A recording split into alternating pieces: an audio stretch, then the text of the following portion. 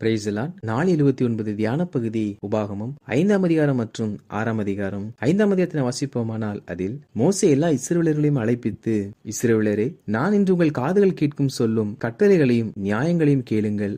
நீங்கள் அவைகளின்படி செய்யும்படிக்கு அவைகளை கற்று கைக்கொள்ள கடவீர்கள் என்பதாக சொல்லுகிறார். அதாவது மோசே சொல்லுகிற தேவனுடைய கட்டளைகளை கேட்டு அந்த கட்டளைகளை கற்றுக்கொண்டு பின்பு அவைகளை கை கொள்ள வேண்டுமாம். இந்த அநேக கட்டளைகளை நாம் செய்கிறோம். சில கட்டளைகளை விசனத்தோடு நாம் கீழ்ப்படுகிறோம். ஆனால் தேவ பிள்ளைகளாகிய நாம் தேவன் ஏன் அந்த கட்டளை கொடுத்தார் என்று முதலாவது ஒவ்வொரு கட்டளைகளையும் கற்றுக்கொள்ள வேண்டுமாம். ஏன், எதற்காக, இந்த கட்டளையினுடைய காரியம் என்ன என்று சொல்லி வேதத்தில் சொல்லப்பட்ட ஒவ்வொரு கட்டளைகளையும் முதலாவது நாம் கற்றுக்கொள்ள வேண்டுமாம். அப்படி கற்றுக்கொள்வோம் என்றால் நாமவே இந்த கட்டளைகளுக்கு கீழ்ப்படிய ஆரம்பிப்போம். மேலும் இதில் கர்த்தர் இஸ்ரவேல் ஜனங்கள் கொடுத்த 10 கட்டளைகளை குறித்தும் மோசே குறிப்பிடுகிறார். முதல் கட்டளை, என்னையின்றி உனக்கு வேறு தேவர்கள் உண்டாயிருக்க வேண்டாம். அதாவது நம்முடைய வாழ்க்கையில் இயேசு ஒருவரே தேவன் என்ற நம்பிக்கை உள்ளவர்களாய் காணப்பட வேண்டும். இரண்டாவது கட்டளை, யாதொரு விக்கிரகத்தையாகிலும் நீ உனக்கு உண்டாக்க வேண்டாம். அதாவது தேவ பிள்ளைகளாகிய நாம் சொரூபங்கள், விக்கிரகங்கள், புகைப்படங்கள் போன்ற எது ஒன்றையும் நாம் உண்டாக்காதபடிக்கு நம் இருதயத்திற்குள் வாழ்கிற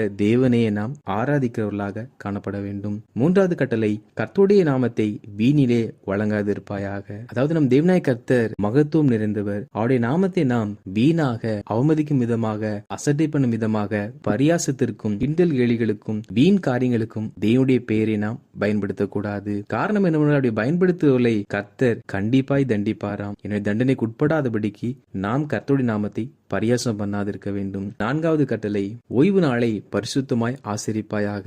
6 நாள் வேலை செய்கிற நாம் ஓய்வு நாளில் நாம் குடும்பமாய் தேவ சமூகத்தில் அமர்ந்து சபையோடு கூட கர்த்தருடைய வார்த்தைகளை கேட்கிறவர்களாய் காணப்பட வேண்டும். 5வது கட்டளை, உன் தகப்பனையும் உன் தாயையும் கனம் பண்ணுவாயாக.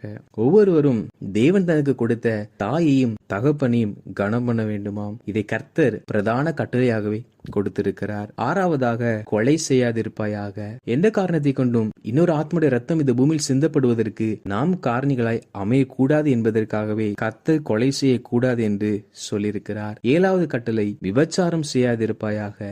ஜீவனுள்ள தேவனாய் கர்த்தர் அவர் பரிசுத்தம் உள்ளவர். எனவே அவரை பின்பற்றுகிற நாமும் கூட விபச்சார வேசித்தனங்களுக்கு விலகி இருக்க வேண்டும் என்று கர்த்தர் அதை கட்டளையாகவே சொல்லி நம்மை பரிசுத்தமாய் வாழும்படி அழைத்திருக்கிறார். 8வதாக, களவு செய்யாதிருப்பாயாக.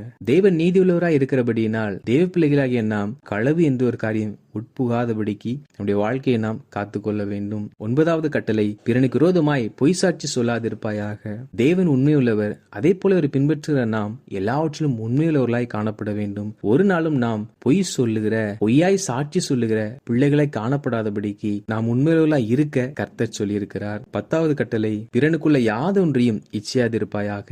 அதாவது தேவ பிள்ளைகளாகிய நாம் பிற மனிதனுக்குள்ள எந்த ஒரு காரியங்களையும் இச்சிக்க கூடாதாம். நாம் நமக்கு எவைகள் தேவை என்றாலும் கர்த்தரிடத்தில் விண்ணப்பத்தினால் கேட்கலாம். ஆனால் நாம் பிறர் ஒன்றை வைத்திருக்கிறார் என்று சொல்லி அதே போல் எனக்கு வேண்டும், அவைகள் எனக்கு வேண்டும் என்று கேட்போம் என்றால் அதற்கு பெயர் இச்சையாகும். அப்படி நாம் பிறருக்குரிய யாதொன்றையும் இச்சையாமல் நம்முடைய தேவையில் நாம் கேட்கலாம். அப்படி நாம் பிறருக்குள்ள யாதொன்றையும் இச்சையாதிருக்க வேண்டும் என்று கர்த்தர் சொல்லி இருக்கிறார். 10 கட்டளைகளையும் நாம் யாத்திராகமம் 20ஆம் அதிகாரத்திலும் வாசித்தோம். அவைகளை மோசே மறுபடியும் இங்கே ஜனங்களுக்கு முன்பு நடந்த காரியங்களை சொல்லி அவைகளை தெரியப்படுத்துகிறார். அந்த சமயத்தில் கர்த்தர் இடிமுழக்கத்திலிருந்து பேசின பொழுது ஜனங்கள் பயந்து, நீர் மாத்திரம் கர்த்தருடைய வார்த்தைகளை கேட்டு அவைகளை எங்களுக்கு சொல்லும், நாங்கள் அவைகளுக்கு கீழ்ப்படுவோம் என்பதாக சொன்னார்கள். அப்படி ஜனங்கள் சொல்லும் பொழுது அங்கு நடைபெற்ற காரியத்தை மோசே இங்கே குறிப்பிடுகிறார். நீங்கள் என்னோடு பேசுகையில் கர்த்தர் உங்கள் வார்த்தைகளை கேட்டு, கர்த்தரை நோக்கி, ஜனங்கள் என்னோடு சொன்ன வார்த்தைகளை கேட்டேன், அவர்கள் சொன்னது எல்லாம் நன்றாய் சொன்னார்கள், அவர்களும் அவர்கள் பிள்ளைகளும் என்றென்றைக்கும் நன்றாய் இருக்கும்படி அவர்கள் என்னாலும் எனக்கு பயந்து என் கற்பனைகளை எல்லாம் கை கொள்வதற்கேற்ற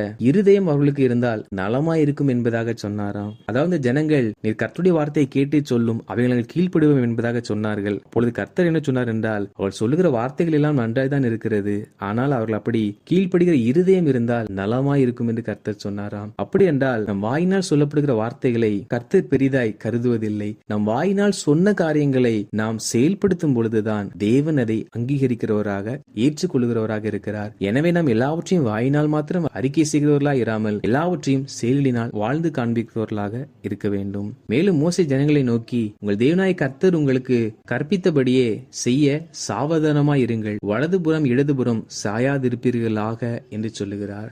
கர்த்தர் சொன்ன காரியங்களை மிக கவனமாய் இருந்து அதன்படி செயல்பட செயல்பட வேண்டுமாம். வலதுபுறம் இடதுபுறம் திரும்பாதபடிக்கு கர்த்தர் சொன்ன வார்த்தையில் நிலைத்திருக்க வேண்டும் என்று சொல்லுகிறார். ஏன் அப்படி கர்த்தர் சொன்ன வார்த்தையின்படியே வாழ வேண்டும் என்றால் மோசே சொல்லுகிறார், நீங்கள் சுதந்தரிக்கும் தேசத்திலே பிழைத்து சுகித்து நீடித்திருக்கும்படி தேவனாகிய கர்த்தர் உங்களுக்கு விதித்த வழிகள் எல்லாவற்றிலும் நடக்க கடவீர்கள். அதாவது இவர்கள் போகிற தேசத்தில் பிழைத்து சுகித்து நீடித்திருக்க வேண்டும் என்றால் அதற்கு கட்டளைகளை கை கொண்டு நடக்க வேண்டுமாம். அப்படின்றால் தேவ பிள்ளைகளாகிய நாம் தேவனுடைய கட்டளைகளை கை கொண்டு நடக்கும் பொழுது நாம் பிழைத்து சுகித்து நீடித்த நாட்களாய் நிலைநிற்போம். எனவேதான் கர்த்தர் நமக்கு கட்டளைகளை எழுதி கொடுத்திருக்கிறார். 6ஆம் அதிகாரத்தை வாசிப்போமானால் அதில் மோசே ஜனங்களை நோக்கி, இஸ்ரவேலே நன்றாயிருப்பதற்கும் உன் பிதாக்களின் தேவனாகிய கர்த்தர் உனக்கு சொன்னபடி பாலும் தேனும் ஓடுகிற தேசத்தில் நீ மிகவும் விருத்தி அடைவதற்கும் அவைகளுக்கு செவி கொடுத்து அவைகளின்படி செய்ய சாவதானமாயிரு. அதாவது இஸ்ரவேல் ஜனங்கள் நன்றாய் வாழ்வதற்கும் தேசத்தில் விருத்தி அடைவதற்கும் கர்த்தருடைய கட்டளைகளுக்கு செவி கொடுக்க வேண்டுமாம். அப்படி என்றால் தேவனுடைய கட்டளைகளுக்கு செவி கொடுத்து நடக்கும் பொழுது அவர்கள் நன்றாய் இருப்பார்கள். அதே போல நாளுக்கு நாள் விருத்தி அடைவார்கள். எனவே நாம் வேதத்தின்படி வாழ வேண்டும். மேலும் இதில் மோசே, இன்று நான் உனக்கு கட்டளையிடும் இந்த வார்த்தைகள் உன் இருதயத்தில் இருக்க கடவது. நீ அவைகளை உன் பிள்ளைகளுக்கு கருத்தாய் போதித்து நீ உன் வீட்டில் உட்கார்ந்து இருக்கிற போதும் வழியில் நடக்கிற போதும் படுத்துக் கொள்ளுகிற போதும் எழுந்திருக்கும் போதும் அவைகளை குறித்து பேசுவாயாக என்று சொல்லி இருக்கிறார். அதாவது தேவன் கொடுத்த கட்டளைகளை ஒவ்வொருவரும் முதலாவது தங்கள் இருதயத்தில் வைத்துக் கொள்ள வேண்டுமாம். அப்படி என்றால் கர்த்தர் கொடுத்த கட்டளைகளை முதலாவது நாம் நம்முடைய வாழ்க்கையில் கற்றுக்கொண்டு கை கொண்டு நடக்கிறவர்களாய் காணப்பட வேண்டும். அதே சமயத்தில் கட்டளைகளை இருதயத்தில் பதித்து வைத்து வாழ்கிற நாம் நம்முடைய பிள்ளைகளுக்கு அவர்கள் அமர்ந்திருக்கும் பொழுதும் நடந்து போகிற போதும் இரவு நித்திரைக்குள்ளா கடந்து செல்வதற்கு முன்பும் அதிகாலையில் நித்திரையிலிருந்து எழுந்திருந்த பின்பும் அவர்களுக்கு கர்த்தருடைய வசனத்தை போதித்து வழிநடத்த வேண்டுமாம். அப்படி என்றால் ஒவ்வொரு பிள்ளைகளையும் கர்த்தருடைய பாதையில் நடத்த வேண்டியது என்பது ஒவ்வொரு பெற்றோருடைய கடமையாகும். மேலும் மோசே, உன் தேவனாய் கர்த்தர் உனக்கு கொடுப்பேன் என்ற ஆபிரகாம், ஈசாக்கு, யாக்கோபு என்பவர்களாகிய உன் பிதாக்களுக்கு ஆணையிட்டு கொடுத்த தேசத்தில் உன்னை பிரவேசிக்க பண்ணும்போது நீ கட்டாத வசதியான பெரிய பட்டணங்களையும் நீ நிரப்பாத சகல நல்ல வஸ்துக்களாலும் நிரம்பிய வீடுகளையும் நீ வெட்டாமல் வெட்டப்பட்டிருக்கிற துறவுகளையும் நீ நடாத திராட்சை தோட்டங்களையும் ஒலிவத் தோப்புகளையும் அவர் உனக்கு கொடுப்பதினால் நீ சாப்பிட்டு திருப்தியாகும் போதும் நீ அடிமைப்பட்டிருந்த வீடாகிய எகிப்து தேசத்திலிருந்து உன்னை புறப்பட பண்ணின கர்த்தரை மறவாதபடிக்கு எச்சரிக்கையா இரு என்பதாக சொல்லுகிறார். அதாவது இஸ்ரவேல் ஜனங்கள் எகிப்திலே அடிமையா இருந்தார்கள். அப்படி அடிமைப்பட்ட ஜனங்களை கர்த்தர் ரட்சித்து அழைத்து வருகிறார். எனவே அவர்களுக்கு அவர் தங்கள் கைகளினால் கட்டாத பெரிய பட்டணங்களையும் அவள் சம்பாதித்து வைக்காத வீடு நிறைய வஸ்துகளையும் இவர்கள் பிரயாசப்பட்டு தோண்டாத துறவுகளையும் இவர்கள் தங்கள் கைகளின் பிரயாசத்தினால் விளைவிக்காத திராட்சை தோட்டங்களையும் ஒலிவ தோப்புகளையும் கர்த்தர் இவர்களுக்கு கொடுப்பேன் என்று வாக்கு பண்ணினார். எனவே நீங்கள் இவை எல்லாவற்றையும் பெற்று திருப்தி அடைந்திருக்கும் பொழுது கர்த்தரை மறக்காதீர்கள் என்று மோசே சொல்லி இருக்கிறார். நம்முடைய வாழ்க்கை நாம் சற்று திரும்பி பார்ப்போம் என்றால் பாவத்திலும் சாபத்திலும் விக்கிரகத்தின் பிடியிலும் சாத்தானின் கனிகளுக்குள்ளாக சிறையிருப்பில் இருந்தோம். அப்படிப்பட்ட நம்மை கர்த்தர் ரட்சித்து இந்த நாள் நாம் நன்றாய் வாழும்படி வைத்திருக்கிறார். எனவே அடிமைத்தனத்திலிருந்து விடுதலையாக்கப்பட்ட நாம் ஒரு நாளும் கர்த்தரை மறந்து போகாதபடிக்கு எச்சரிக்கையா இருக்க வேண்டும். மேலும் இதில் மோசே சொல்லுகிறார், நீ நன்றாய் இருக்கிறதற்கும் கர்த்தரின் பிதாக்களுக்கு ஆணையிட்டு கொடுத்த நல்ல தேசத்தில் பிரவேசித்து அதை சுதந்தரிப்பதற்கும் கர்த்தர் தாம் சொன்னபடி உன் சத்துருக்களை எல்லாம் உன் முகத்திற்கு முன்பாக துரத்தி விடுகிறதற்கும் நீ கர்த்தருடைய பார்வைக்கு செம்மையும் நன்மையுமாய் இருக்கிறதை செய்வாயாக என்று. அதாவது நன்றாய் இருப்பதற்கும் கர்த்தர் ஆசீர்வாதத்தை சுதந்தரிப்பதற்கும் எதிராக எழும்புகிற மனிதர்கள் துரத்தப்படுவதற்கும் நாம் தேவனுடைய பார்வைக்கு செம்மையும் நன்மையுமானதை செய்ய வேண்டுமாம். இக்காலத்தில் மனிதர்கள் தேவன் தங்களுக்கு நன்மை செய்ய வேண்டும், எல்லாவற்றையும் தர வேண்டும் என்று நினைப்பார்கள். ஆனால் இவர்கள் தேவனுக்கு ஏற்றாற் போல தங்களை மாற்றிக்கொள்ள மாட்டார்கள். மோசே என்ன சொல்கிறார் என்றால், நன்றாய் இருக்க வேண்டும் என்றால், ஆசீர்வாதத்தை சுதந்தரிக்க வேண்டும் என்றால், எதிரிகள் துரத்தப்பட வேண்டும் என்றால் நீங்கள் கர்த்தருடைய பார்வைக்கு செம்மையும் நன்மையுமானதை செய்யுங்கள் என்று. அப்படி என்றால் நாம் கர்த்தருடைய பார்வைக்கு நன்மையும் செம்மையுமானதை செய்வோம் என்றால் நன்றாய் வாழ்ந்திருப்போம், ஆசீர்வாதங்களை சுதந்திரித்துக் கொள்ளுவோம்.